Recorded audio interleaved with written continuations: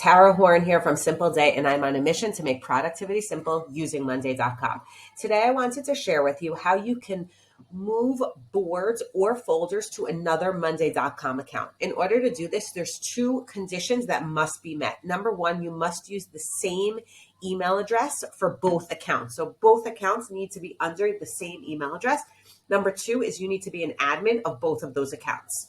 So what you do is you simply click on your avatar over here and you click on administration and then you click on cross account copier.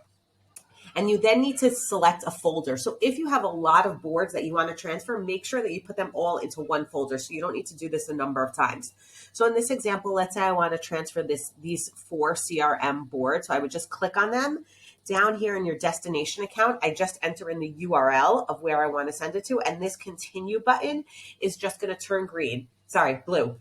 I click on it, and within minutes, all of these boards have been copied to the second Monday.com account.